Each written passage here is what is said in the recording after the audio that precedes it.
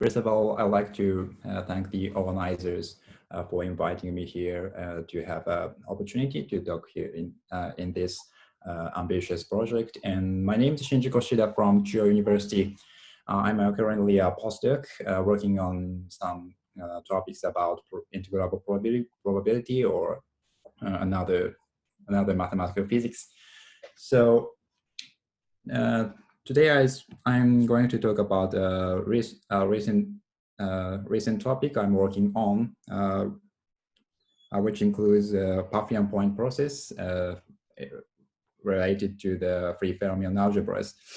And last night I uploaded my manuscript to the archive, and now it's got available today on today's archive. The number is here to number is here. Okay, so I just get starting. So my today's by the way, I'm sharing a screen of my iPad, and everyone can see it. It's okay. Yeah, it's okay. Yeah, okay. So okay. So my today's plan is first. I begin with some introduction in which I includes a definition of Pfaffian point processes and a description of main result. And next, I introduce the algebra of canonical anti-commutation relations, which is abbreviated as CAL algebras. CAL algebras. And then I finally prove my main theorem, today's main theorem. Right. So let's begin with introduction.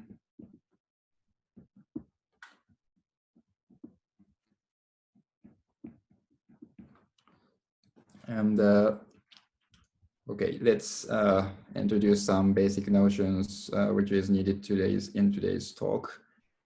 Basic notion. Basic concepts.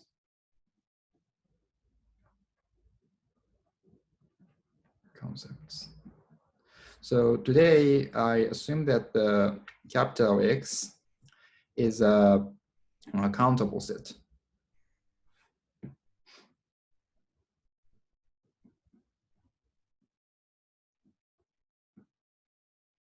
So maybe it may be the set of integers, or the set of natural numbers.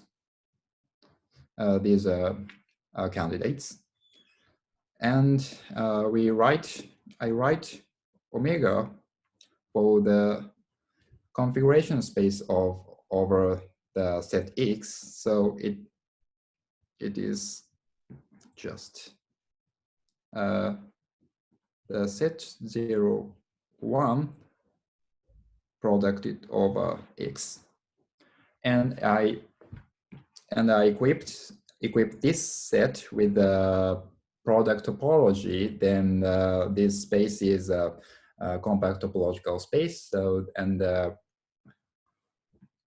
so this is a topological space. We have a sigma algebra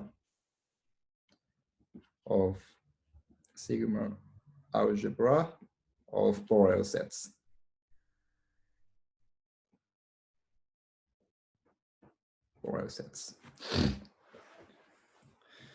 Then each element in omega is understood as in one way it is understood as a function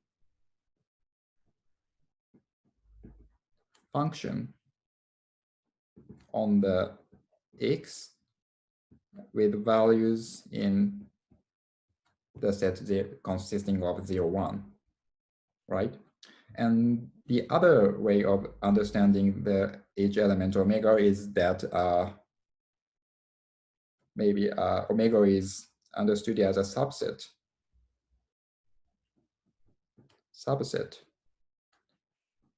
consisting of points in X. So I think I will adopt both of these descriptions in the following talk. So yeah.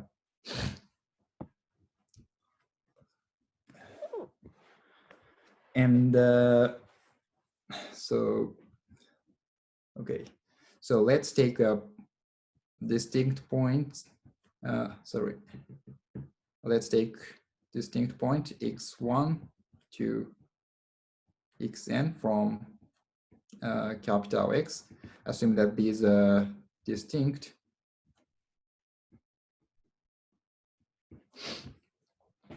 Then for these distinct points, we can define a cylinder set denoted as omega x1 to xn, which is a collection of configurations belonging to omega, so that each specified points are occupied. I mean, each point. Okay, if we regard our element omega as a function over x and the first description, then the omega at each xi must be 1.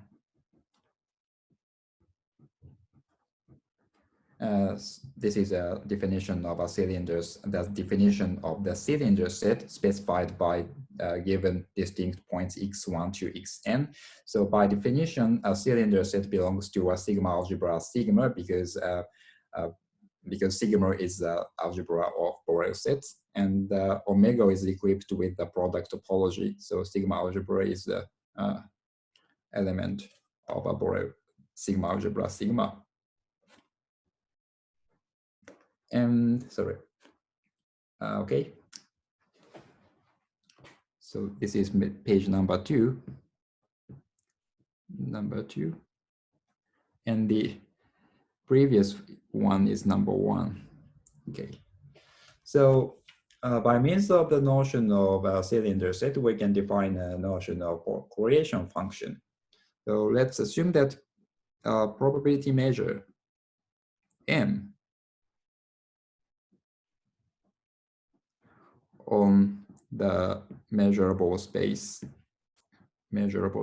omega sigma is given. Let's assume that a probability measure M is given on the space omega sigma. Then the endpoint correlation function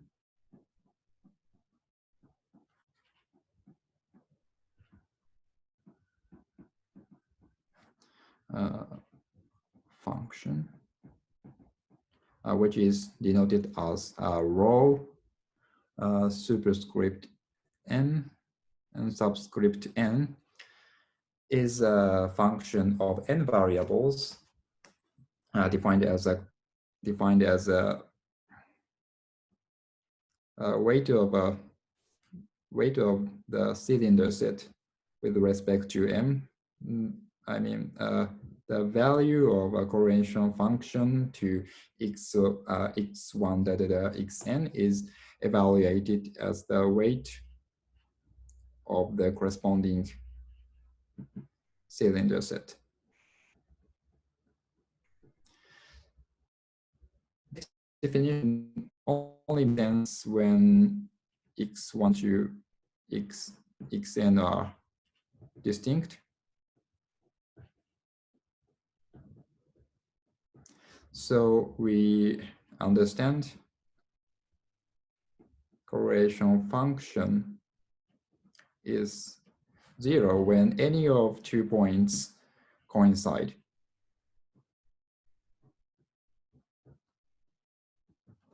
If there are any 2 points coinciding, then the value of correlation function should be vanish. Should vanish. Okay. Then using the notion of correlation functions, we can define a Pfaffian point process. Pfaffian point process.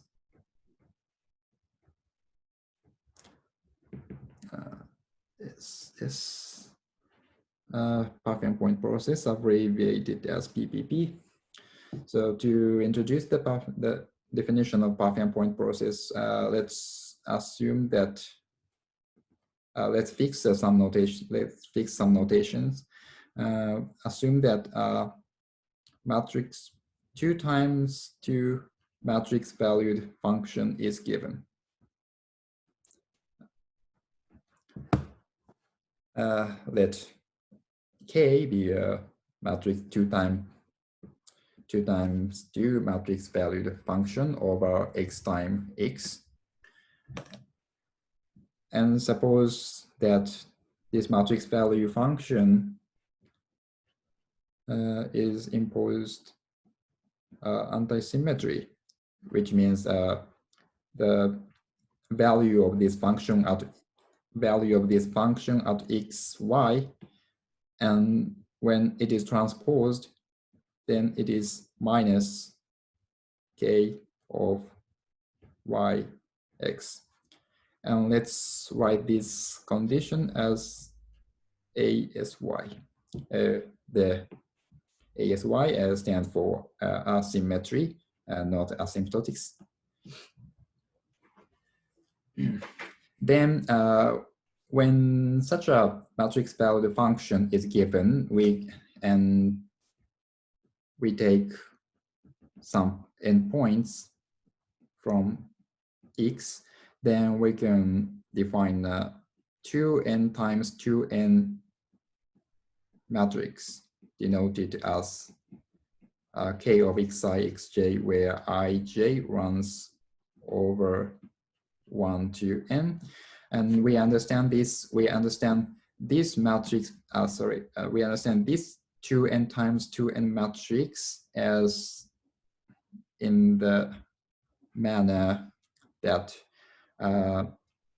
in the 1, 1 position, we can find k of x1, x1, and 1, 2 position have k of x1, x2, and 2, 1 position have x2, x1.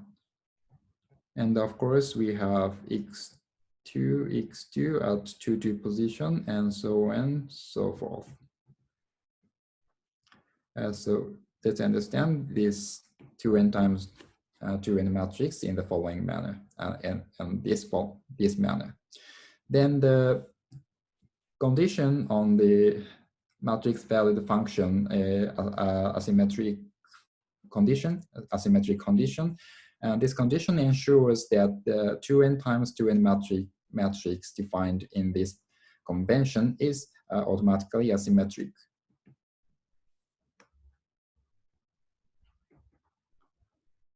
Anti-symmetric. Symmetric is not precise. Anti-symmetric. Anti-symmetric. So this ASY ASY also stands for anti-symmetric, not asymmetric. Sorry. Okay. Then we can define a Pfaffian point process. Probability measure. Probability measure M on omega sigma is a Pfaffian point process. It's a Pfaffian point process if there exists a matrix valued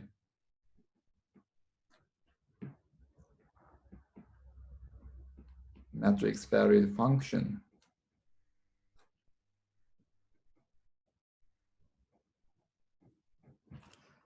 such that, and we also assume that this matrix valued function satisfy the anti-symmetric condition, satisfying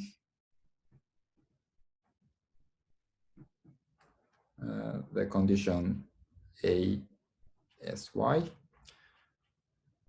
and the correlation function of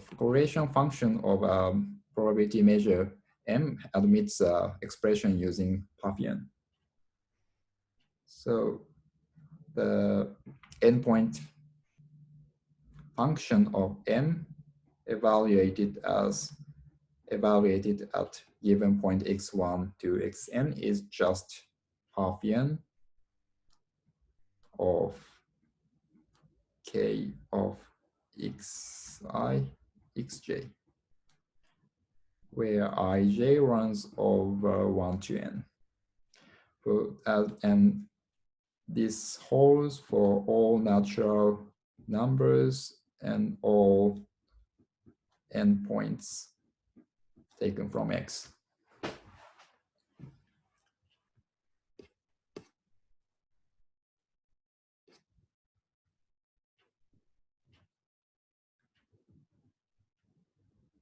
Yeah.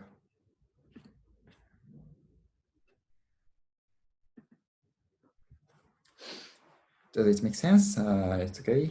Probability measure, let's say again, a probability measure M on this measurable space is a Pfaffian point process if there exists a 2 times 2 matrix valued function subject to anti-symmetry condition, and all correlation functions admit expression using Pfaffian of a well-controlled matrix K, matrix value function K. So, sorry, okay. And this is page 3. As a remark, we see that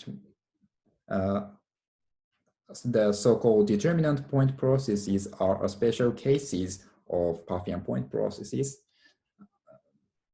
I mean, if the matrix valued function K is of the form of this, so the diagonal part is 0, but the off-diagonal part, it has only a off-diagonal part like this one. Then if the matrix value function has this form, then the Pfaffian of K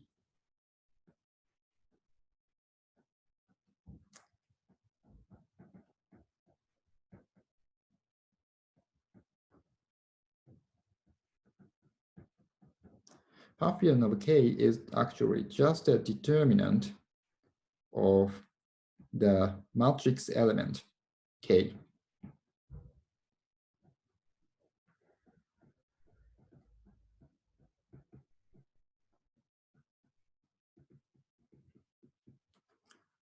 So it's obvious that determinant point process is a special case of Pfaffian point processes in which the matrix valued function has 0 along the diagonal, and it only has an off-diagonal component.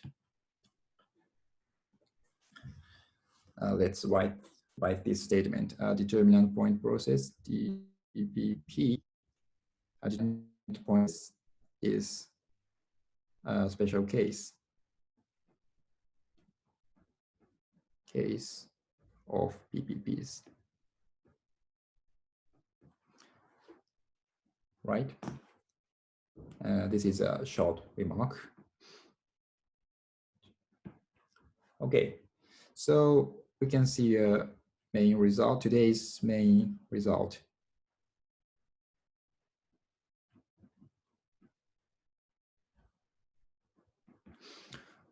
So let's first see a well-known construction of a determinant point process. Okay. Well-known construction of DPPs. In a standard context, we can construct a determinant point process from some operator K, which is operator. So yeah, K is an operator of L2 space on the underlying space X, which is, first of all, it is self-adjoint and positive, and less than or equal to the identity operator. Then there exists a unique determinantal point process. Determinantal point process on omega sigma, such that its correlation functions are given by determinant of a matrix element of K. I mean, the correlation function of this determinantal point process evaluated at x1 to xn is just the determinant of K of xi, xj, and this matrix and this K of xj is a matrix element of the given operator K. So this is a x K E y, where Ex is a element of small L2 space defined by Ex. Evaluated Y is just the delta of xy. Then the collection of Ex, or where x runs over capital X, forms a complete orthonormal system of this L2 space. Okay, so let's say again. There is a well-known construction of the determinant point processor, which starts from operator K on small L2 space. And we assume that this operator K is self-adjoint and positive, and identity minus K is also positive. Then there exists a unique determinant point process denoted as M to K, such that its correlation its endpoint correlation function is just a determinant of this matrix element, which is a matrix element of the given operator in the basis, in this distinguished basis, distinguished complete orthonormal system. Sorry, I have a question. Yeah. So this underlying space, it's considered discrete or continuous, or it doesn't matter? I'm assuming that X is discrete. Because honestly, I don't understand the definition of correlation function in continuous space. Okay. Yeah, it's my fault, but please allow me to assume X is discrete today. Okay, does it make sense? Yeah.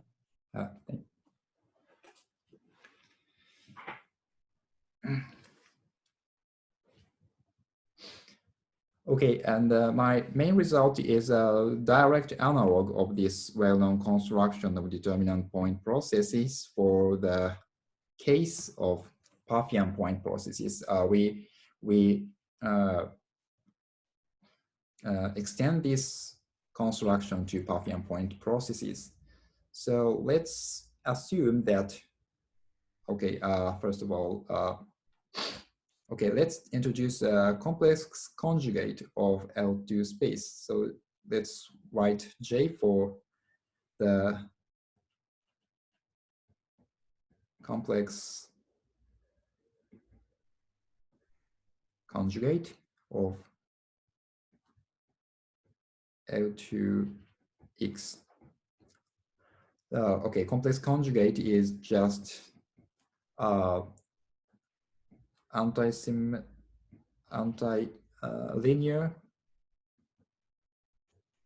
operator that fixes fixing each ex. And this is a definition of an operator denoted as J, and we take Hilbert space K as the direct product of two L2 spaces. K is a direct product of two L2 spaces, each of which is L2 space over X.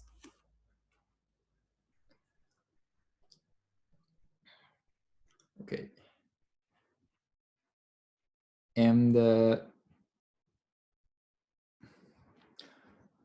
we also introduce anti-unitary involution denoted as gamma as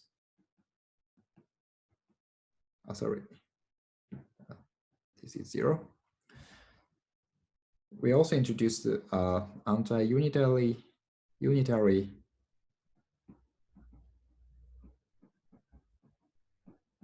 involution, which acts on the Hilbert space K, right? Because K is a direct product of two L2 spaces, and each J acts on a single L2 space, so the gamma is reasonably described in the matrix form, 2 times 2 matrix form. Each matrix element is an operator on L2 space, and then the gamma is an operator on the product space K. Then so let's, and we also introduce a notation for a bounded operator over K, a bounded operator A on the Hilbert space K. We write A overline for the adjoint of A by the given anti-unitary involution gamma. Then we introduce the correction of operators Q of K gamma, which consists of bounded operators on K such that okay, S is a self-adjoint and positive and less than or equal to 1. So in particular S is a positive construction, but we also require that S overline is 1 minus S. Okay. So yes, okay. This is the definition of the collection of operators Q of K gamma.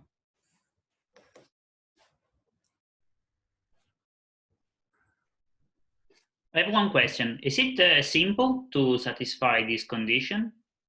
Overline S equal to 1 minus S? Sorry, I don't understand the question. This condition overline S equal to 1 minus S, is it satisfied by simple operators, or Yeah. is it difficult? Okay. Actually, I see some examples of operators, but for example, the simplest example is, operator like this. This is a kind of a stupid example, but of course this is a example of an operator belonging to Q. And actually there are many others. Yeah, the topic of my talk is a construction of Pfaffian point processes from free fermionic quasi-free states. And actually this collection of operators Q labels quasi-free states over CAR algebras. So I can say that this operator Q have as many elements as the number of quasi-free states over a given CAR algebra. Right. So main theorem. Can I ask a follow-up to Matteo's question?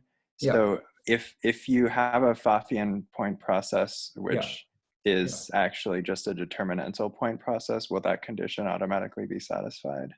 Yeah. The S bar equals 1 minus S? Yes. Okay. So in the... This should be a short calculation. I just wasn't able to do it in my head. The question is, for what operator S, it corresponds to a determinant point process, not the Pfaffian point process. I'm not sure I understand your question correctly, but if S is, so for example, if S is given as K and minus JK, J,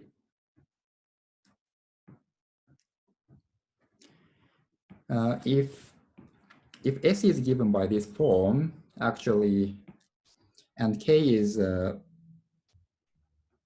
self-adjoint and positive, and 1 minus K is also positive, then such S belongs to Q, and the corresponding Pfaffian point process corresponds to a determinant point process corresponding to K. Okay, thank you. That was exactly my question. Yeah. Okay. So main theorem.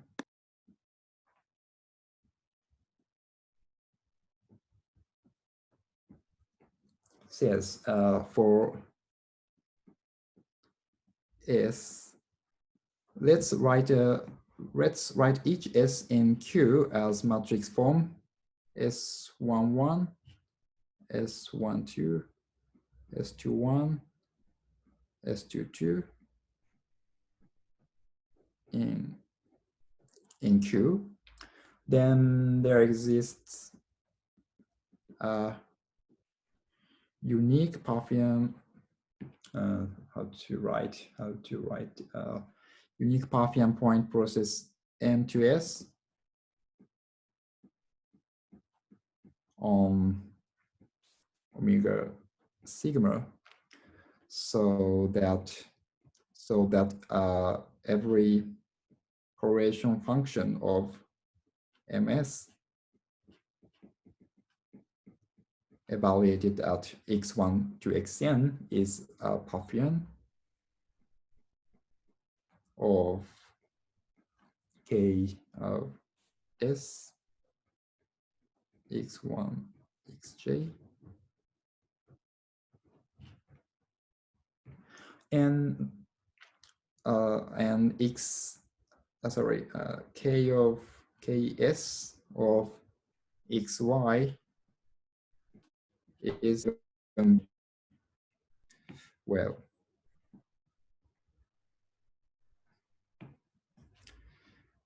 K of xy is given by here x is to 1, EY, and this part is EX S to 2 EY, and this part is actually the most complicated, but EX EY, yeah, and this part is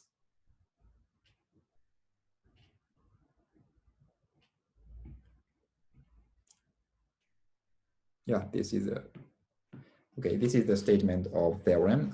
For any given S taken from Q, there exists a Pfaffian point process such that the correlation function is computed as a Pfaffian of Kx, which is defined by this matrix.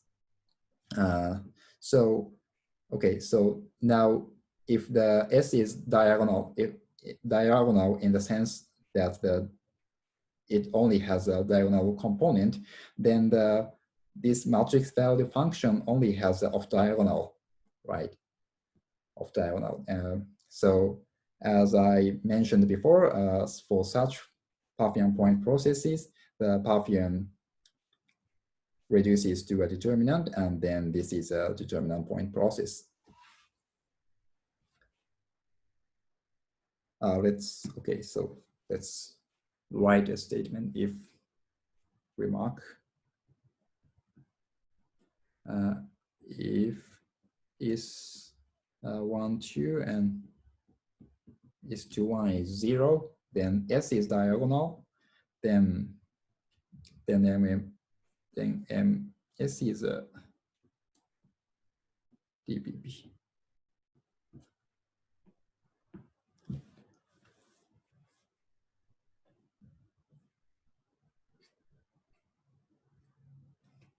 Okay.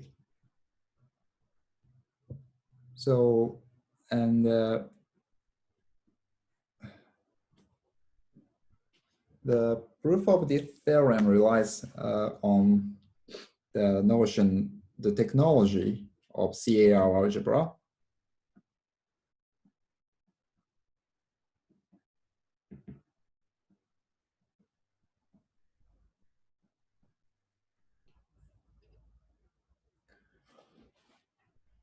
So in this section too, we introduce we recall the notion of CAR algebras. Okay, and okay, in section 1 we introduce some definitions.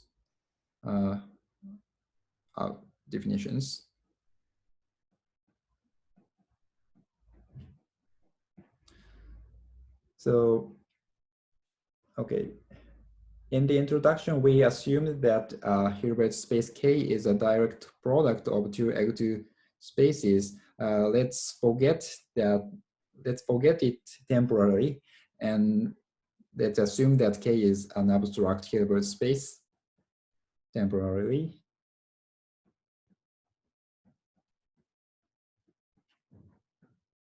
Yeah, so I'm now trying to introduce CAR algebra as a abstract algebra. So let's assume K is any Hilbert space over C, but for technical reason, let's assume that dimension of K is infinity. And suppose that gamma is anti-unitary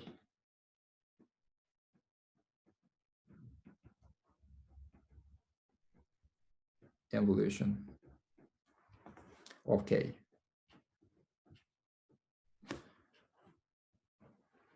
Then we can define star algebra C of K gamma as a star algebra generated by B of F, where F runs over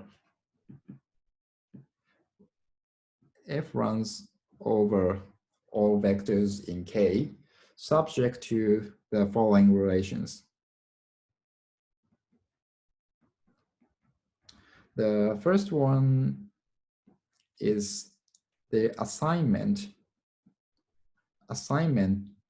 of Bf to each vector F is C-linear. And second, the star involution of Bf is realized as the action of gamma.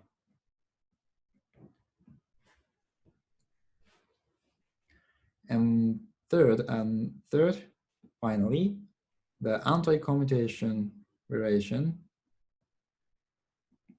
between Bf star and B of G.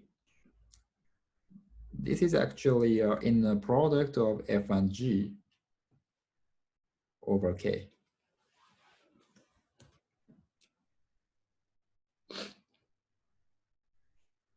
Of course, this brace is anti-commutator defined by AB plus BA here. I think this is a standard notion. Then, so this is a star algebra algebraically generated by these elements, but actually it is known that this star algebra C0 admits the unique C star norm. So we write its C star completion as C of K gamma. This is a C star completion of C0 K gamma with respect to the unique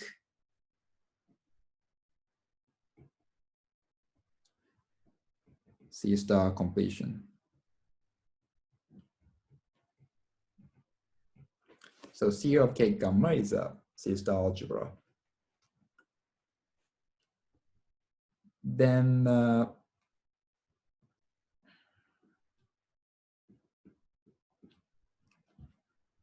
okay, so C of K gamma is a C star algebra we can discuss a notion of states over a C star algebra, and in case of CL algebra, we have distinguished states, so-called quasi-free state. Quasi-free states.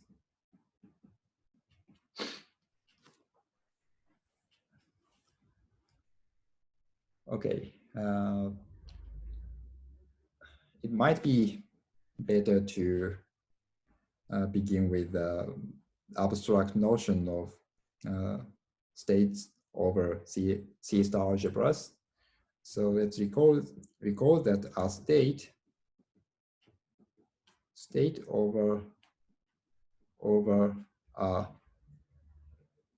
C star algebra A must be this is better notation. C star algebra A. A state over C star algebra A is a C-linear functional.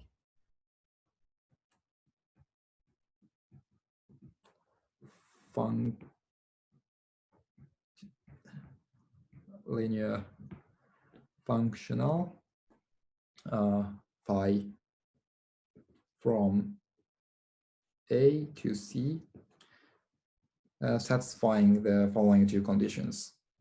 One is that phi of A star A is positive for all element. And the second condition says that it is normalized in the sense that the norm,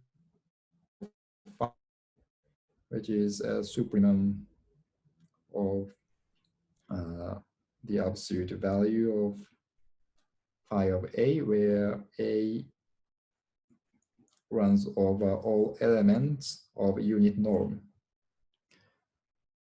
And this norm of the function phi must be 1. This is a definition of a state over a C-star algebra A. Then let's see a condition. Let's see a properties. First of all, the second, actually, it is deduced from these two conditions that unit phi of a unit element is 1. Actually, this holds, and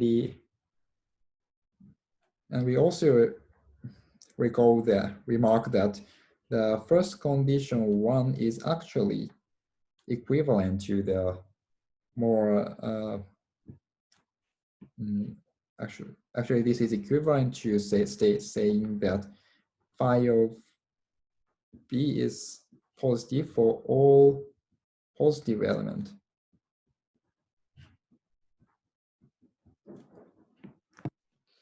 Actually, any positive elements can be written as a product of A star A for some A. So the first condition is equivalent to saying that phi of B, where B is positive, is non-negative for any non-negative, positive B.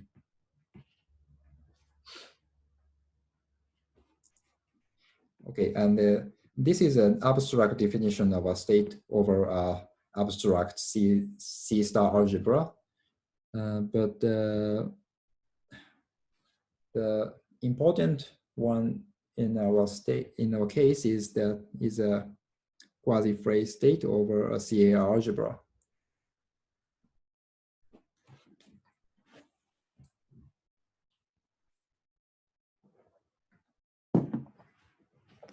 Okay, state over the CAR algebra CO K gamma is said to be quasi-free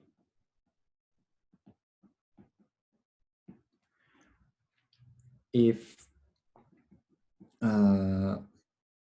any correlation function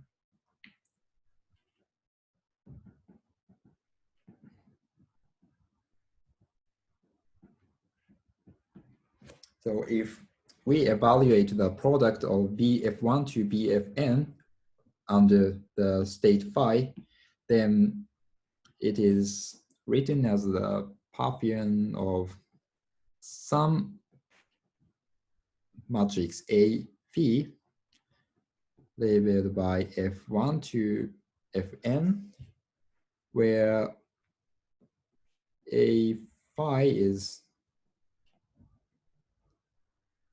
defined as its ij component is just phi of BFI, BFJ, when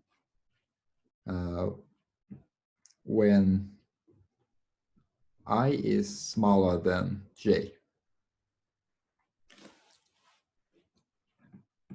So, okay, and we define this matrix in this formula when I is smaller than J, and if I is greater than J, its matrix element is uniquely determined by its anti-symmetry. So let's assume that A phi of F1 to Fn is anti-symmetric, then the Pfaffian is well defined. Okay, this is a definition of a quasi-free state of a CA algebra, which states that a state over, it's better to write a state phi over C. So state phi over this CA algebra is said to be quasi-free if its correlation endpoint correlation function admits expression using Pfaffian. So let's notice that if n is odd, the correlation function vanishes because Pfaffian of odd dimensional matrix is identically 0. So actually it is known that quasi-free states are labeled by the collection of operators Q of K gamma introduced before.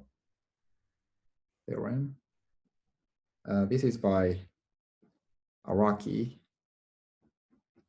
maybe 70 or 71. The theorem states that Q of K gamma and quasi-free states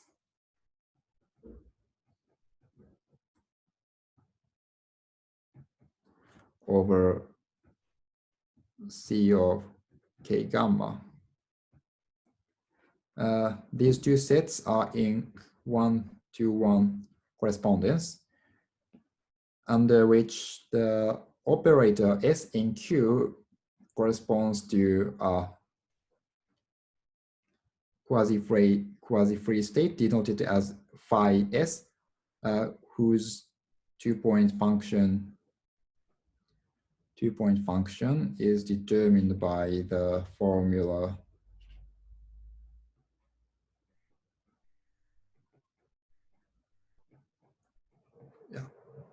this is so let's see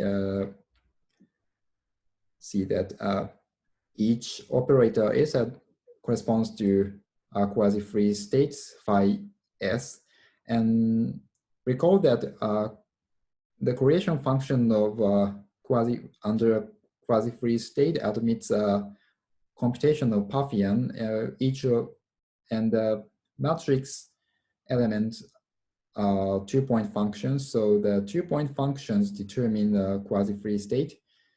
Then it suffices to determine two-point functions. Then the product of BF star and B of G and phi S is just inner product of F and SG under the inner product of K. So this is a very classical result done by Araki. So as I told you before, actually the space of operator Q is a parameterization space of quasi-free states of other CAR algebras. Okay. And next thing I would like to do is to introduce Fock representations.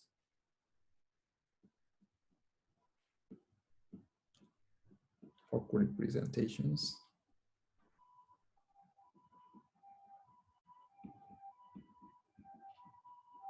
Fock representations of CAR algebra. So let's begin with the general construction.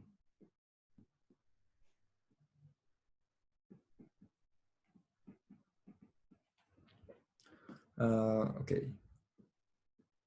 We take a Hilbert space H.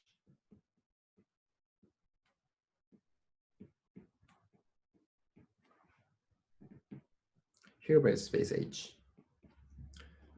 And its nth wedge product consists of spanned by vectors of the form F1 wedge, the wedge Fn, each of Fi belongs to H, of course, and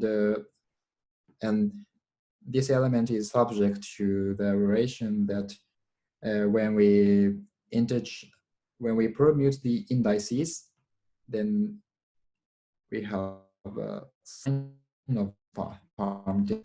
I mean, this wedge product is equal to sine sigma of sigma 1 of sigma n.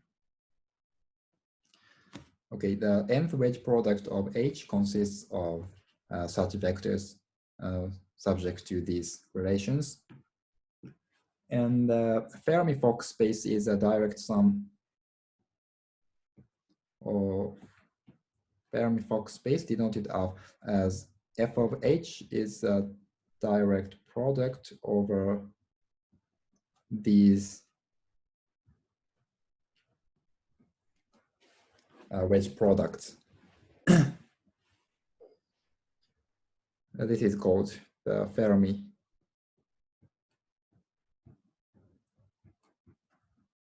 Fermi-Fock space. But we understand the zeroth wedge product of H as a one-dimensional vector space spanned by a distinguished vector 1, bold 1, and let's call this vector the vacuum vector in the Fock space. Okay, I'd like to go to the next page.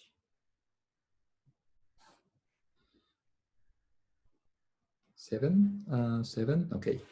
For each vector in H, there is a creation operator denoted as A star of H. A star of F. It is a creation operator defined as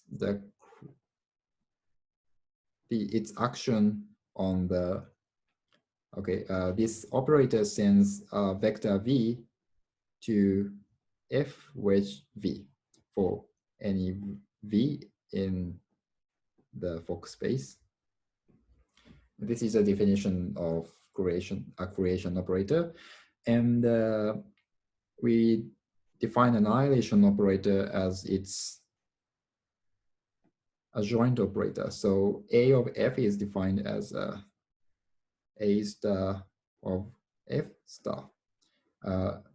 This is an adjoint operator of A star of F, and call this annihilation operator.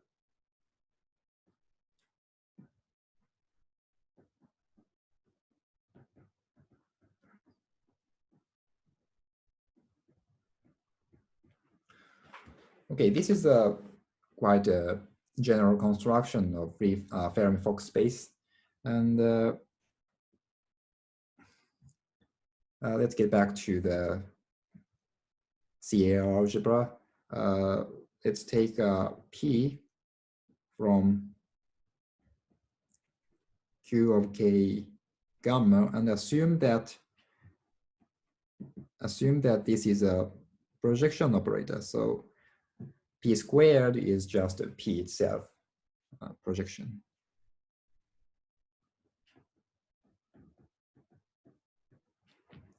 Then the following fact is known, that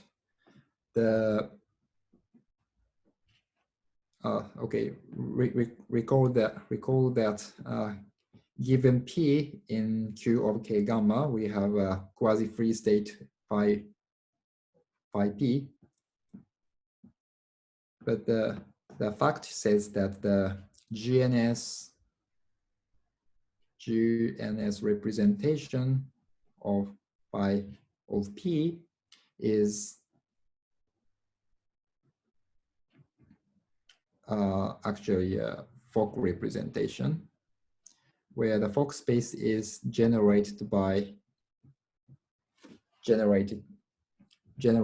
the image of P. So, okay, P is a projection on K, so it defines a closed subspace in K, and so PK is a closed subspace in K, and we can define a Fock space with respect to the Hilbert space PK, and we can define an action of the algebra on this Fock space in the following manner.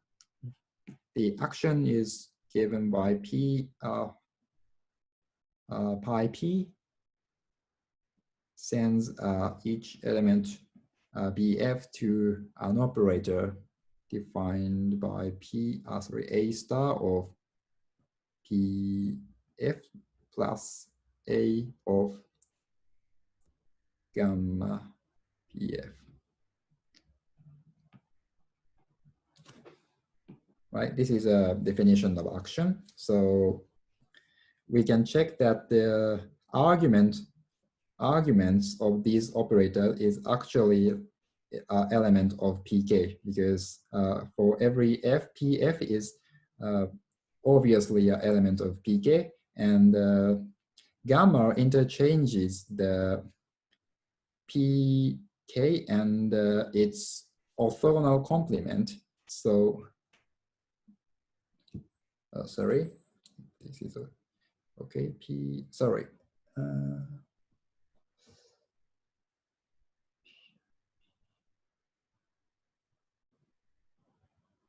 Sorry. I think this is not good.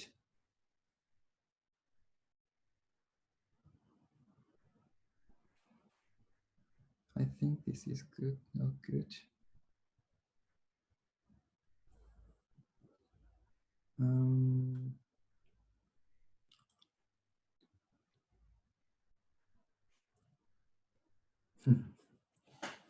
Well, somebody can help me. Pf is element of pk, and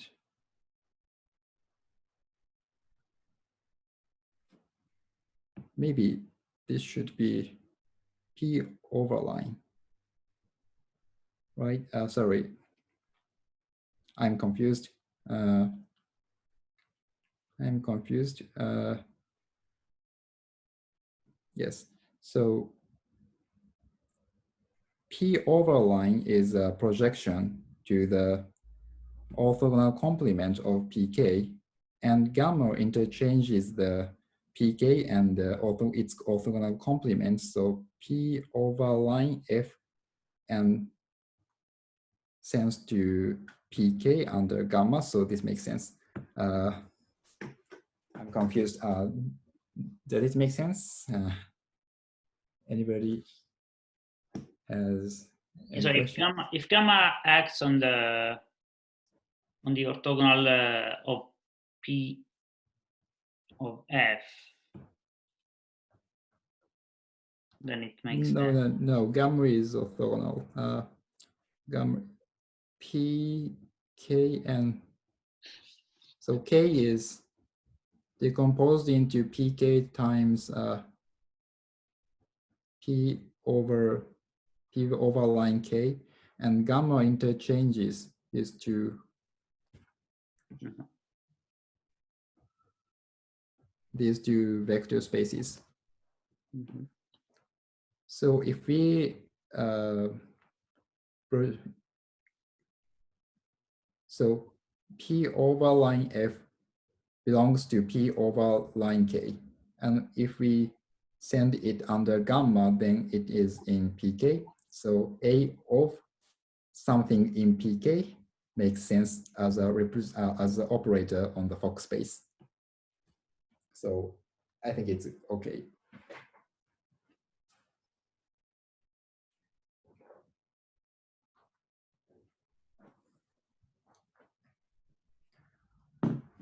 And actually, it is known that this is the Fock representation pi p of f of pk is known that it is faithful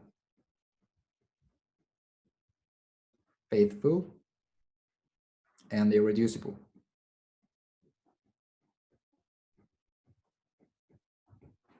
Right.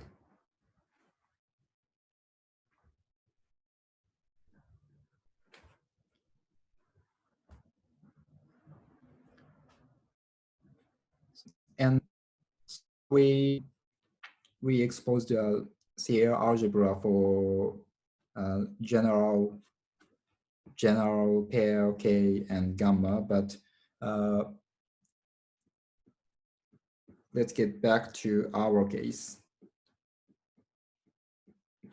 Our case means we are working on the case where K is given by the direct product of two L2 spaces and gamma is given by 0J, J0. This is our case. Then for convenience, we write AX star for the B of EX0, and we write AX for B of 0 EX. And here, the anti-unitary involution gamma is just given by this form. Then the notion, the notation of A star and A is compatible with the star involution. Obviously, this is actually star of each other, because gamma is given by this off-diagonal description. Okay, and X lies in the capital X. Then it is known. It is obvious that AX and AX star, where X runs over X, generates the whole algebra C of K gamma. By generate, they topologically generate the C algebra, because C algebra is a C star algebra, not algebraically generated algebra. Okay, and their anti-commutation relation is quite standard. When we take an anti-commutation relation between A star and A star, or A and A, then this is 0. And when we take anti-commutation relation between AX and AY star, then this is the delta of XY. Okay, this is the case we are working on. And we also introduce a useful commutative subalgebra.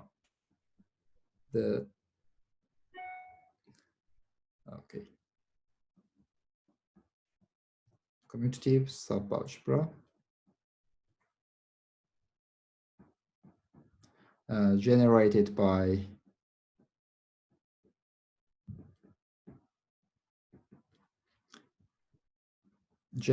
by elements of the form AX star AX,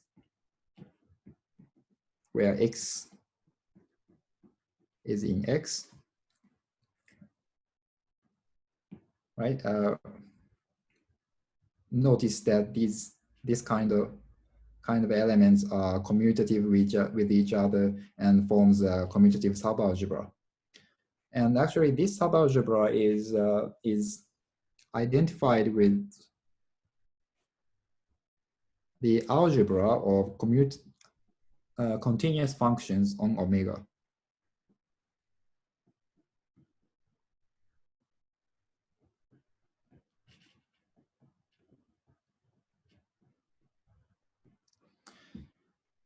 And under this isomorphism, actually the product of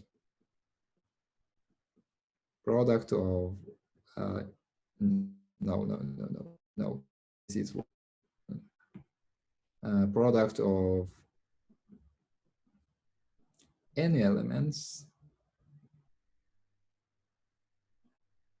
So we have x1 to xn from capital X, and assume that they are disjoint.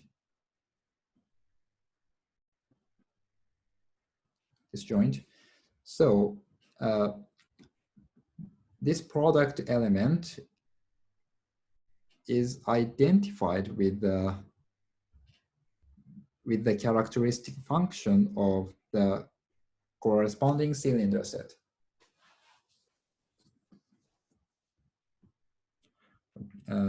Does it make sense? If we have a n disjoint point, and then we consider this kind of element in the commutative subalgebra defined here, then this is actually identified with it should be identified with some continuous functions, but actually it is the characteristic function of the cylinder set for specified points.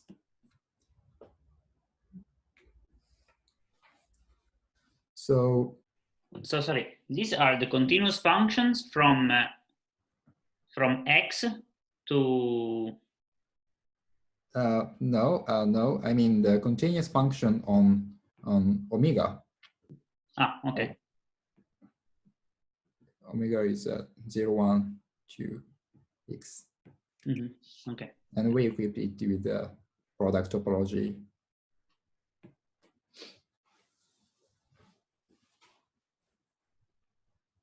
So let's take operator S from Q of K gamma that labels quasi-free states over the CAL algebra. So we have a quasi-free state phi S. And if we compute the expectation value of the product of this product under the given quasi-free state, this is actually a Pfaffian of Ks of xi, xj.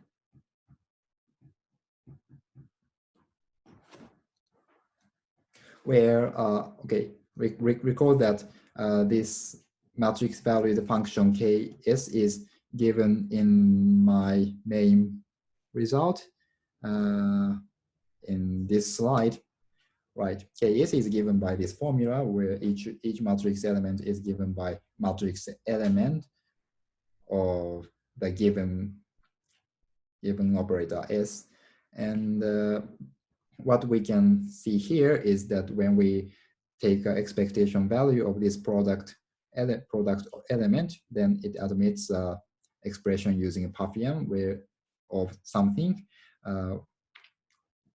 and the matrix value function K of S is given in our, is just the one given in our main result.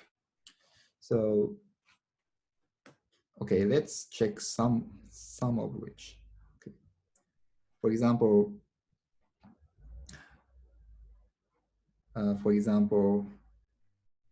we can compute phi S of A star x, ay, like in the following computation, because ax star is b of ex of 0, and ay is b of 0 ey, right? But this is a b of 0 ex star. Then by definition of a quasi-free state, this expectation value is just 0 ex S11, S12, S1, S22 and 0 EY, then this is just EY S22 like this. So this is just one of the elements in the matrix value function Ks. And other components can be also computed in the same manner. Okay. By the way, we assume that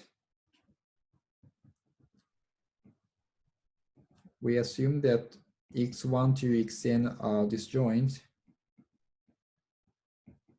In this case, the product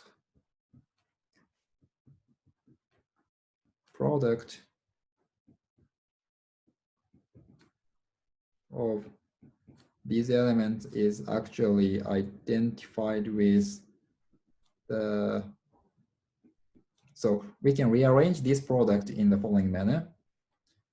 First, we align A stars from x1 to xn, then we align an of xn to A of xn. Okay, this holds only when, this equality only holds when x1 to xn are disjoint, because if they are not disjoint, we have a non-trivial anti-commutation relation when we try to write this in this product form. So actually, this holds only when x1 to xn are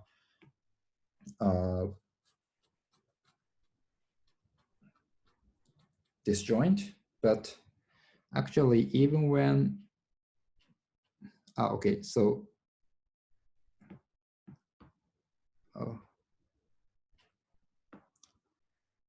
so this formula only holds when x1 to xn are disjoint, but even when they are not disjoint, we have the formula. Even when x1 to xn not disjoint, we have phi of x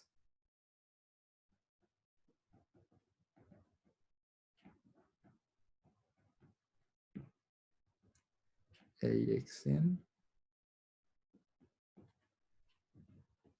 Even when x1 to xn are not disjoint, this expectation value is just the Pfaffian of desired matrix valued function.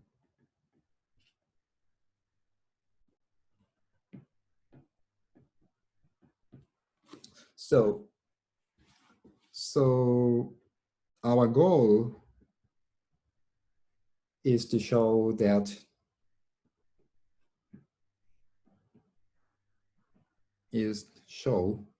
there exists some probability measure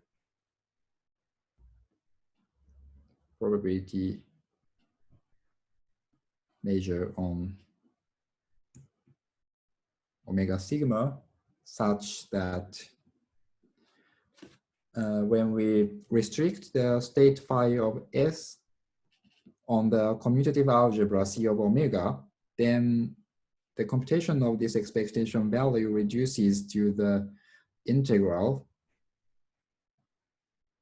over omega with respect to the given probability measure MS. For this holds every C of omega, right?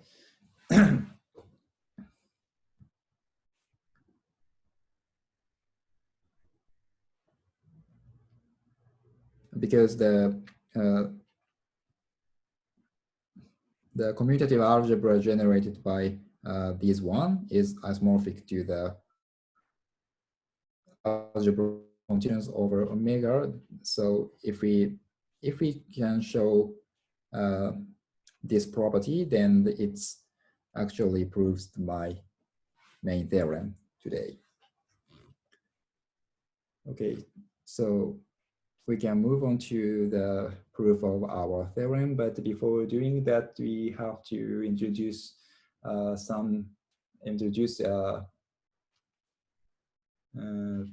convenient Fock space. Okay, let's introduce absolute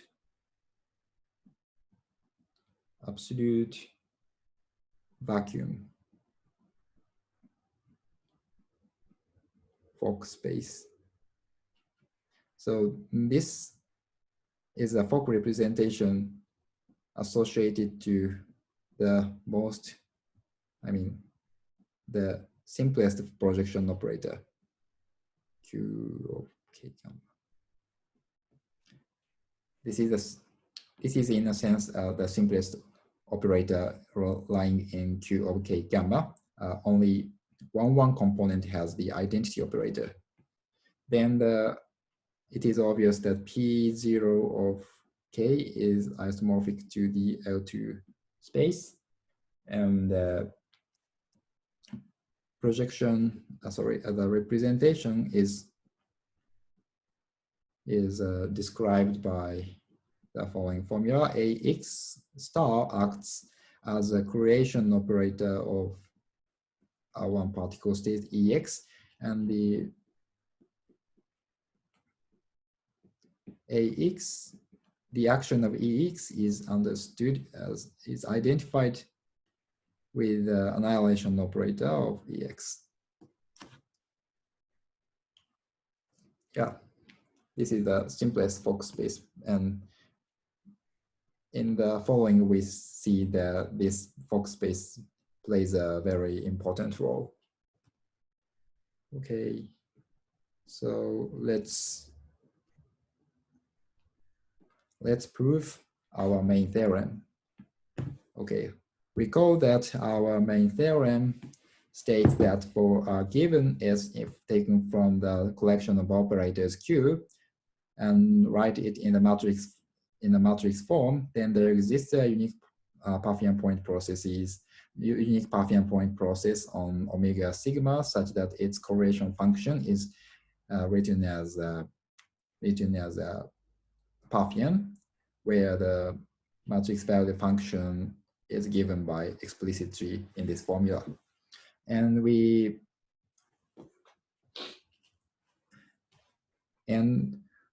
as we have seen that correlation function of this kind of operator under a quasi-free state is just has the form of desired expression. So the goal is to show that there is the probability measure such that the corresponding quasi-free state restricted on the commutative algebra is just integral over the probability measure MS. Our strategy is to rely on Lennard's criterion,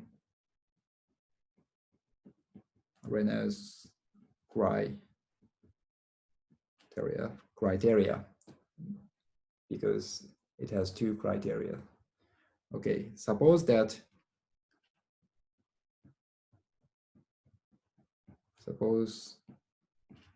a system of functions denoted as rho, each rho is the function over x to n, and maybe this is real valued, where n runs over 1 to infinity. Suppose that such a system of function is given.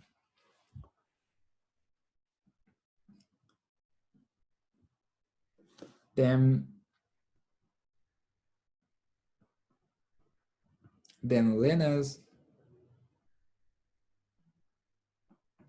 Lennard's criteria says that there exists a probability measure probability measure on omega sigma such that its correlation function coincides with one of given functions, given set of functions. This holds if and only if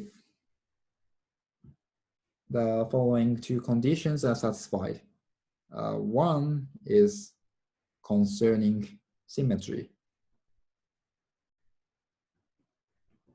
Symmetry, I mean, rho n, each rho n is a symmetric function of x1 to xn. So, not quite good. X of sigma 1 to x of sigma n holds for all permutation of n variables for all x1 to xn taken from x. This is a symmetry condition. And the other one is positivity.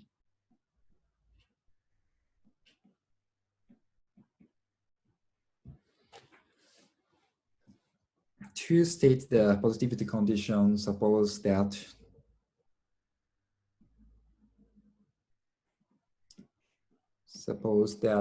we have a system of another system of function, capital Phi underbar, which is a system of function on x to n, but finitely many functions. Suppose that this is a system of function, each of which is finitely supported. Phi n is finitely supported.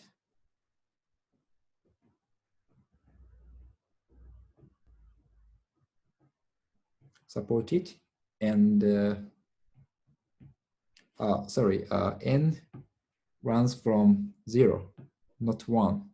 And phi 0 is understood as a constant. And the condition is phi 0 plus n from 1 to capital N, and I1 to In runs in some index set, and assume that these indices are distinct. And evaluate it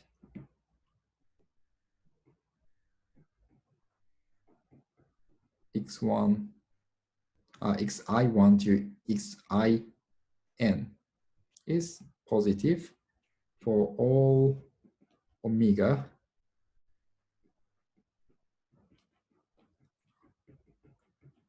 in the configuration space. Right? Okay. Let's suppose that phi underbar is a system of functions, each of which is a function on x to n, and n runs over 0 to n, and assume that each function is finitely supported, and for every for any configuration in omega, this quantity can be computed, right? Phi 0 plus phi n evaluated at some chosen points. We can compute this quantity, and then this is non-negative. And the positivity condition states that for any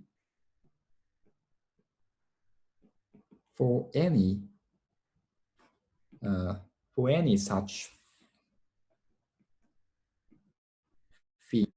the following quantity is non-negative.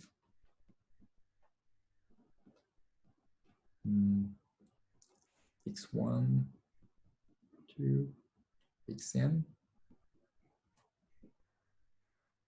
phi n of x1, 2, xn.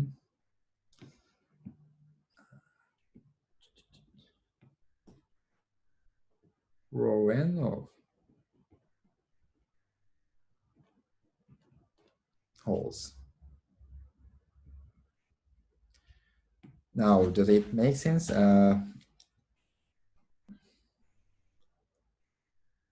Yeah, let's take any system of function phi under that satisfy the above condition, and then we can compute this quantity. Then it is non-negative. So this is a condition on the system of function rho n.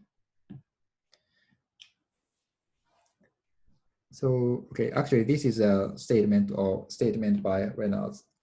There is a probability measure whose correlation function coincide with a given function if and only if these two conditions are satisfied.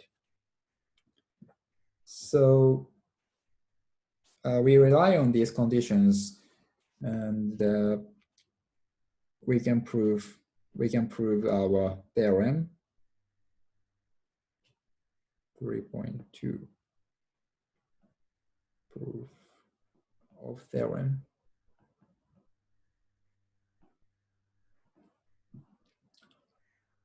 Okay. By means of the Leonard criteria, it suffices to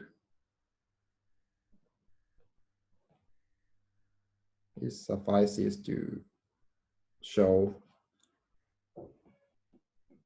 that our system of functions rho n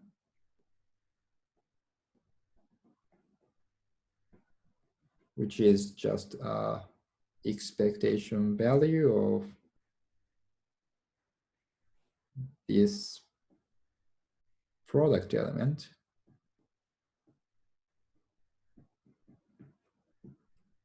where n is arbitrary natural number. We have this system of functions, then it suffices to show that this system of functions fulfills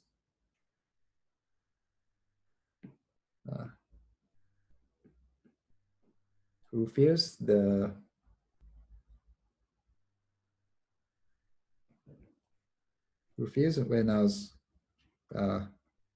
criteria.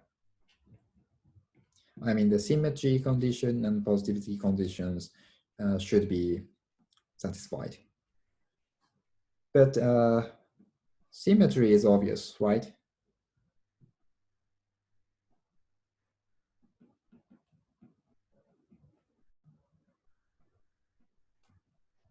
Symmetry is obvious because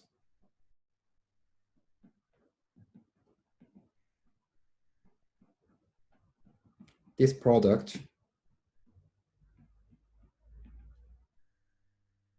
is manifestly symmetric.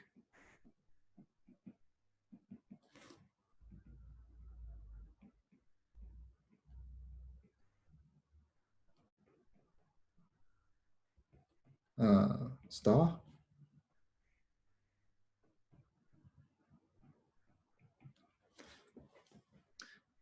The symmetry condition holds in an algebraic level in C of omega, then the symmetry condition is obvious. And the problem is if this system of functions satisfies the positivity conditions.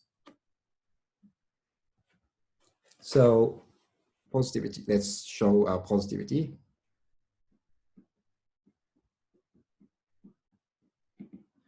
Okay, to show this property, of course we have to take a system of function phi. Okay, phi n and from 0 to n be such that okay, let's call these conditions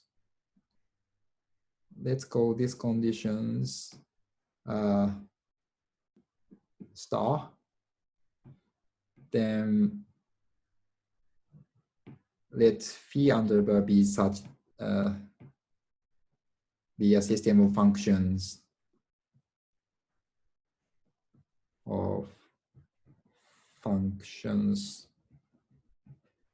satisfying star. Then it's obvious that the goal is to show this positivity. But okay, but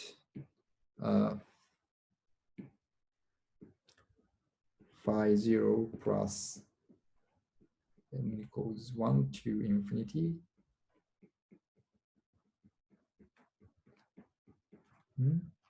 Phi n of x1 to xn rho n.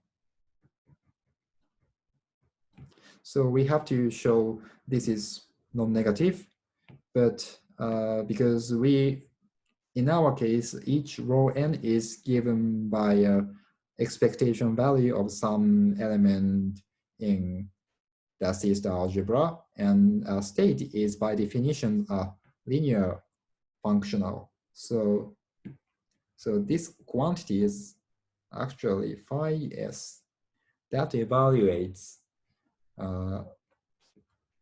some element denoted as a phi underbar, where a phi underbar is just phi 0 plus 2 x1 to xn x phi n times a x1 star axn star e well, not well written, right? Okay, because the state is a linear functional, this quantity is a expectation value of some element under the quasi-free state phi s, where this sum element is defined as the sum of these these elements in C-star algebras. Significantly, we have a product element here. So, and as we have noted that a state over a C-star algebra is by definition a positive. I mean, if we have a positive element and evaluate the positive element under a state, then it must be positive. Then it suffices to show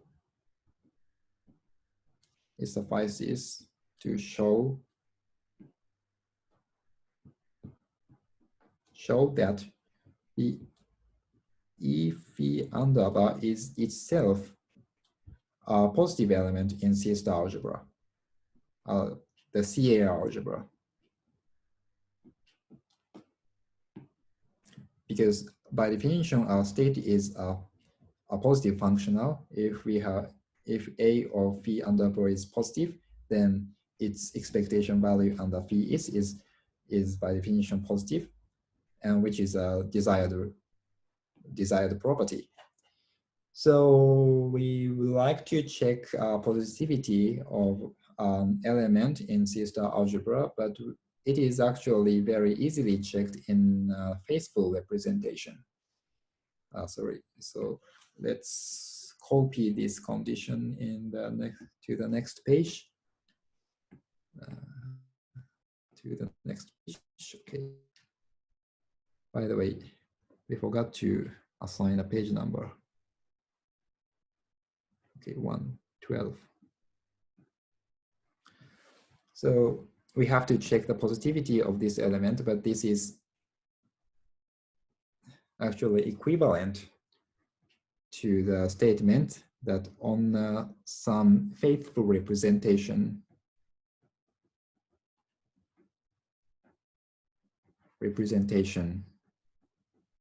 pi of pi and some Hilbert space of C of k gamma, we have pi of a phi under bar is a positive operator.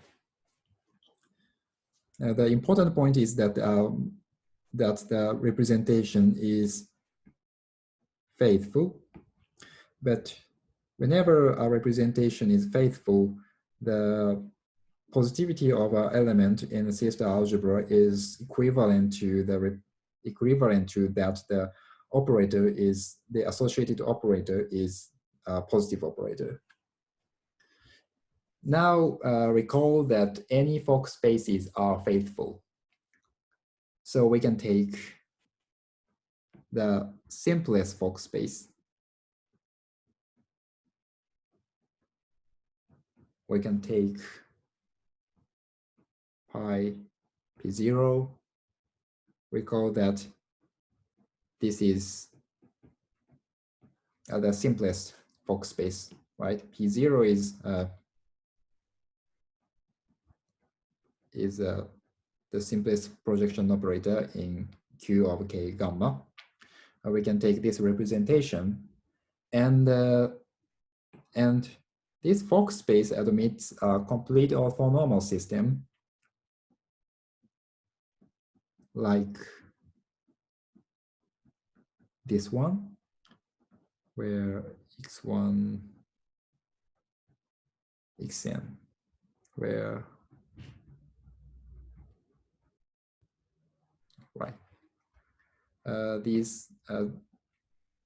this ordered wedge product, the collection of ordered wedge products forms a complete orthonormal system of the Fock space of L2 space, the L2 space. And actually, this this complete orthonormal system diagonalizes and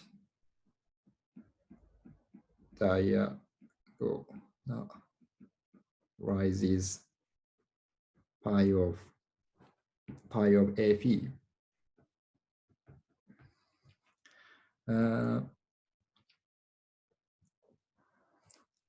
Because, okay, let's see a result. If we apply phi of a phi to some vector exi wedge exn, then actually this vector is eigenvector, and eigenvalue is just given by I1 to In from 1 to n distinct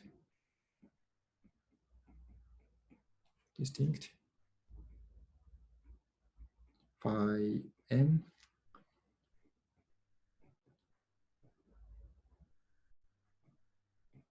I m, sorry, this is not I m. Sorry, this is I m. And okay, times x1 wedge xn. So Okay, so this vector is eigenvector of pi of a under a, and the eigenvalue is just given by this quantity, but by definition, this eigenvalue is non-negative because we assume that the system of function phi satisfies the condition star.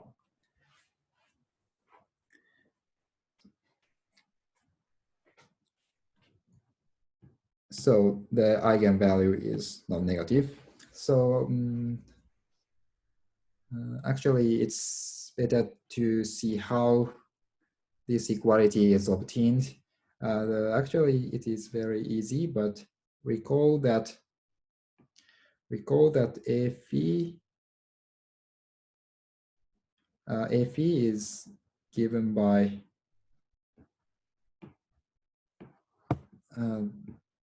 a phi is this, and the product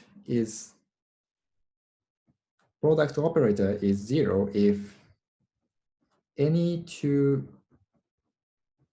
points coincide. Whenever any 2 points coincide, this operator vanishes because of the anti-commutation relation among the generators. So we can assume that x1 to xn are disjoint, and when x1 to xn are disjoint, this product operator is actually identified with this product, as I have noted. But each of these operators,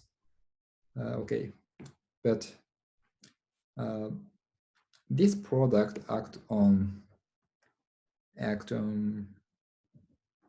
this vector, so that this is 0 when x is included in x1 to xn, and 1 if x is included in x1 to xn. So this is just computed, just computed as this one.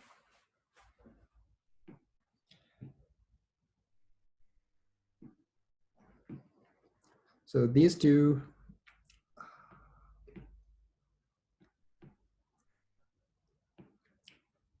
these properties, I mean, if any of 2 points coincide, then this product is 0, then we can assume that x1 to xn are disjoint, and when they are disjoint, this product is identified with this kind of product, and each of which acts on this vector, so that the 0 or 1, where the 1 is given if x is contained in the set x1 to xn. So these properties give this identity, and we can see that eigenvalue is just this quantity, which is by definition positive. So so we can see that any eigenvalue is non-negative, which means that the operator pi of a phi under bar is non-negative operator. Then it is equivalent to the property that a of phi under bar is a positive operator in the CAR algebra, and which means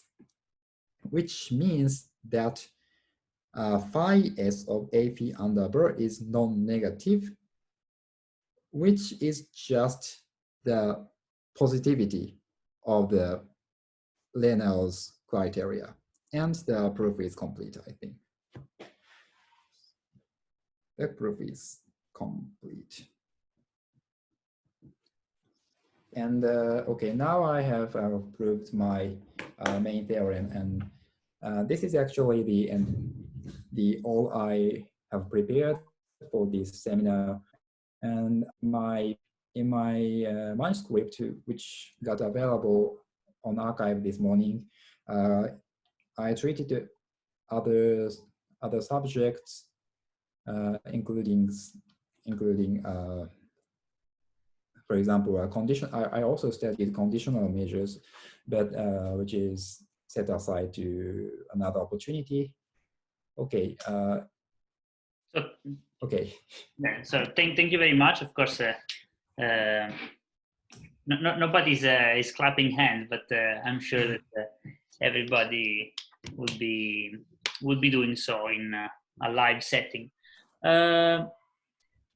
So let's leave a few minutes for some questions, and I think I will start. I will start with one, but maybe I'm giving you 1 minute to rest. Let's see if anybody wants to ask some question. By the way, the paper is available in the chat. In the chat section, I posted the arXiv link. Okay. Well, it's available on arXiv and this number, and I think this the content of today's talk corresponds to. Sorry, I forgot. Let's see. Corresponds to chapter 2, section 2. Okay, maybe we can share this paper on Zoom. I don't know how. Is it already in the chat? Sorry? Is it already in the chat? Chat. Okay. I lost my chat. How to get chat? Should be. Okay. Oh, thank you. Yeah. So my question is about the hierarchy bijection. So it seems that when you have a Pfaffian point, if you have a Pfaffian point process, of course you have a kernel, okay, and then you can automatically recover. It seems you can automatically recover the operator S. Yeah. So, for example, how is it possible to use this bijection in practical settings? For example, let's say I have a specific Pfaffian Schur process, so something like that. Is it useful to compute the matrix S? Yes. Let's see. So yes. I have not talked about an actual example of Pfaffian point processes under this perspective, but I have checked that, and I included in my paper in appendix of my paper that shifted Schur measure is an example of this framework, and yes, and. I mean, are there like beautiful properties of this bijection that one can use to restate properties of the Pfaffian point process in terms of this subspace Q K gamma?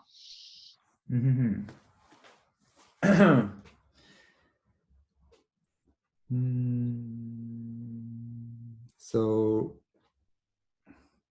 I don't know this is exactly what you want, but for example,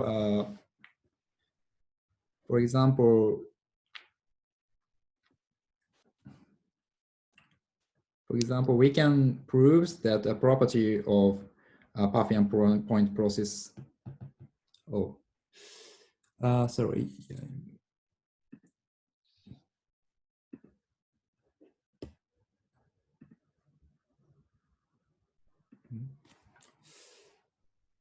Sorry, sharing of my screen is this one.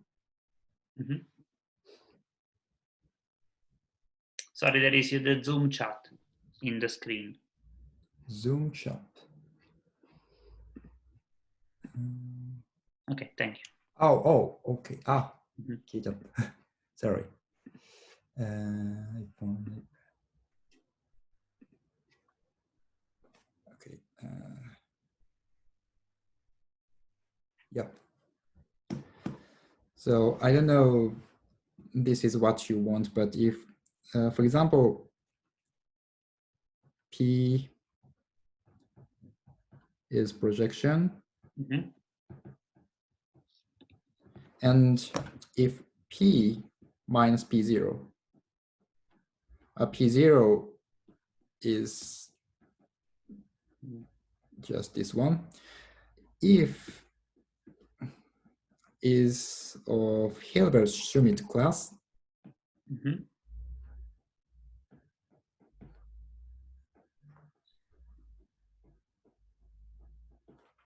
then the corresponding Pfaffian point process, Pfaffian point process M to P, this is a PPP associated to the given Pfaffian point process, whose existence I have proved is actually supported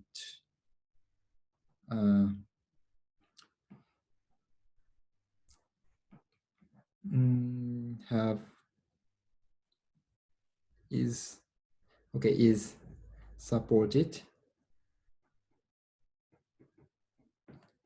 on omega phi, which is sum of omega n. But by the way, omega n is a n-point configuration, the collection of n-point configurations. If we set omega n to be n-point configurations and omega circle to be the this union of these endpoint configurations. So this is a collection of finitely many point configurations. Then we can actually prove that if P minus P0 is of Hilbert-Schmidt class, then the associated Pfaffian point process is almost surely finitely many have finitely many points. So this is a kind of application of my perspective. So sometimes I know it is difficult to prove the existence of a Pfaffian point process given a kernel. Yeah. In continuous setting. In continuous setting, maybe my construction is extended to continuous setting, but problem is that honestly, I don't understand the definition of correlation function precisely in the continuous setting, because in the discrete setting, the correlation function is just the weight of a cylinder set defined in the beginning of my talk, but I'm actually, honestly, I'm not convinced about definition of correlation functions in the continuous setting. So yeah, this is my fault, but yeah. But it is. I don't think it's essential.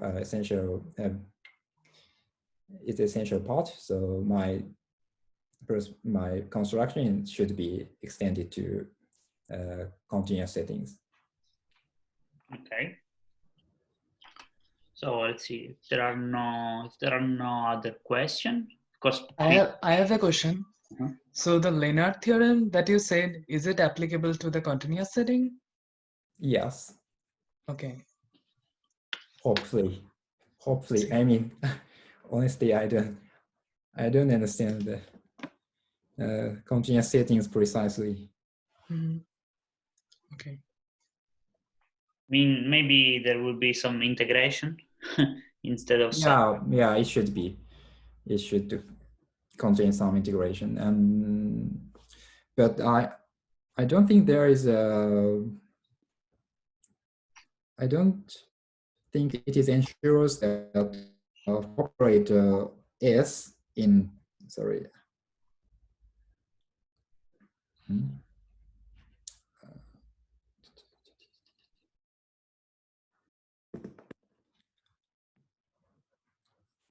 So I don't know if any operator of belonging to Q is identified the integration operator when the continuous settings.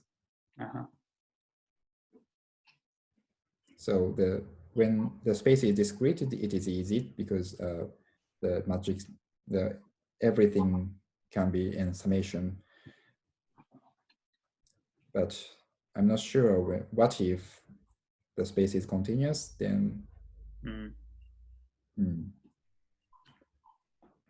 But I believe it should be overcome in some sense. Okay. Then, so it's if there are no other questions, of course, people can contact you freely. Yeah. And yeah, so maybe this is the end of the talk. So thank you again. Yeah. And yeah, let's see in the next episode. By the way, the next speaker will be Promit Gosal, and will be next week. We will upload on the website the time and the abstract very soon. So thank you Shinji, and let's see again in 1 week. So thank you again. Thanks.